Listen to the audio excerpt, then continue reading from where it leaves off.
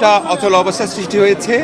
এই অচল অবস্থা দূর করার জন্য অবিলম্বে দুদকে বর্তমান আইনে নতুন কমিশনারদের নিয়োগ দেওয়ার চিন্তা আমাদের সরকারের কারো মধ্যে রয়েছে, চিন্তা রয়েছে।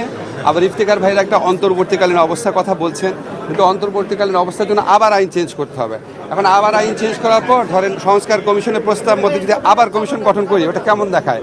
ধরেন অন্তর্বর্তীকালীন ব্যবস্থা হিসাবে 3 মাস 6 মাসের জন্য নতুন কমিশনার নিয়োগ দিলাম, আমি ওনাদের প্রস্তাবিত আইন অনুযায়ী আবার ওনাদেরকে বাদ দিয়ে আবার নিয়ে দিলাম।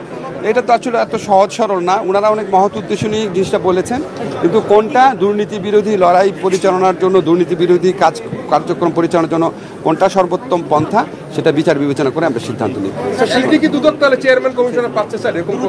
আমি তো বললাম যে ওগুলি চিন্তা ভাবনা করে দ্রুতই সিদ্ধান্ত নেওয়া হবে। হ্যাঁ, সংস্কার কমিশন যে আছে তারা তো এখনো প্রতিবেদন দেয় নাই, কিন্তু আমি যখন তাদের সাথে দেখা করে বললাম দেখেন উচ্চ আদালতে বিচারক নিয়োগের জন্য আমরা তো একটা আইন হোক, আপনারা কি আমাদের আইনটা কি করে দিতে পারেন কিনা, তখন ওনারা ওই কমিশনের রিপোর্ট ছাড়াই আমাদেরকে আইনটা করে দিয়েছে।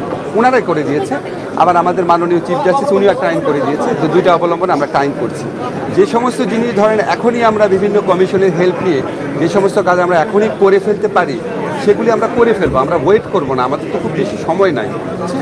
পরে অচল হয়ে গেছে স্যার দুদকের ব্যাপারটা ভাই আমি আপনাকে বলি, দুদকের ব্যাপারটা আমি দেখছি না। হ্যাঁ, এখন আমাদের সরকারের তো গোপনীয়তার নীতি আছে, যেই উপদেষ্টা দিচ্ছে ওনার নাম আমি বলতে অ্যালাউড না এখানে, আমি দেখছি না, বা যারা দেখছে বা যিনি দেখছেন ওনারা এই ব্যাপারে মানে খুব কনসিয়াস আছেন।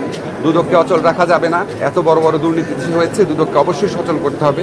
তবে আপনাকে একটা জিনিস জানিয়ে দিই, আপনারা কিন্তু এই সাংবাদিক হিসেবে খোঁজটা রেখেন যে আপনার যে সাবেক যে কমিশনাররা ছিল ওনারা কিন্তু পদত্যাগের আগে বেশ কিছু তদন্ত কাজ শুরুর অনুমোদন দিয়ে গেছেন, প্রায় শতাধিক, এর মধ্যে 200-র মতো। হ্যাঁ, অনেক বড় বড় মন্ত্রীর বিরুদ্ধেও ওনারা তদন্তের অনুমোদন দিয়ে গেছেন। আপনাদের সাংবাদিকদের কাছে আমার অনুরোধ যে এই যে তদন্তের অনুমোদন দিয়ে গেছেন, এই অনুমোদন পাওয়ার পর দুদক কি কাজ করছে, কারণ আমাদের দেশের সম্পদ হাজার হাজার লক্ষ কোটি টাকার সম্পদ লুট হয়েছে, এটার বিরুদ্ধে দুদক কি তদন্ত করেছে, যে সমস্ত ক্ষেত্রে অনুমোদন পাওয়া গেছে, আপনারা প্লিজ, আপনারা সমাজের দর্পণ, এখন একটা মুক্ত সময় পেয়েছেন, এই ব্যাপারে আপনারা অনুসন্ধান অব্যাহত রাখবেন।